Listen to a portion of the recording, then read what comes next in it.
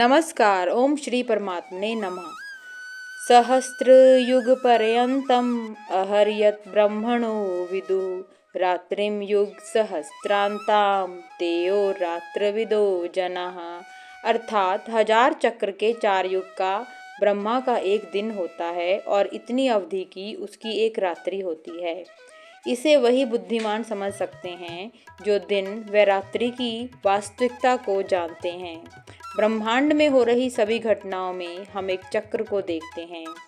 दिन व रात्रि का एक चक्र होता है, ऋतुओं में भी एक चक्र होता है, नक्षत्र भी एक खास चक्र में आते जाते हैं। पुरानी सभ्यताओं के पतन से ही नई सभ्यताओं का जन्म होता है। इस प्रकार हमारे चारों ओर की घटनाएं एक चक्र में चल रही होती हैं। सृष्टि का निर्माण व विनाश भी एक चक्र के तहत ही होता है। यही बात श्री कृष्ण इस लोक में समझा रहे हैं कि सहस्त्रों युगों तक ब्रह्मा का एक दिन होता है, वह सहस्त्रों युगों तक ब्रह्मा की रात्रि होती है। अगले युगों के लिए ब्रह्मा का नया दिन आरंभ होता है। दिन व रात पृथ्वी के व्यक्त और अव्यक्त होने का रूपक है। जब हम सोते हैं तो हम अव्यक्त होते हैं, क्योंकि हमारा ध्यान संसार की ओर नहीं होता। जब हम जागते हैं तो हम व्यक्त होते हैं, क्योंकि हमारा ध्यान संसार की ओर होता है। जब पुरुष प्रकृति को निहारता है तभी सृष्टि व्यक्त होती है। ये एक दिन हो गया, क्योंकि वह सृष्टि का अनुभव करता है।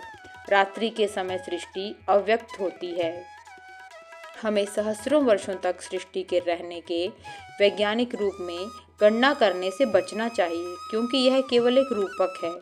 सृष्टि एक लंबे समय तक व्यक्त या अव्यक्त रूप में रहती है। हम अपने जीवन में इसका अनुभव कर रहे होते हैं।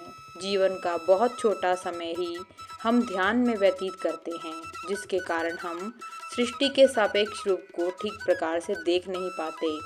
यदि हम अपने अनुभवों को ध्यान से देखें तो हम सृष्टि के चक्र को ठीक प्रकार से समझ सकेंगे।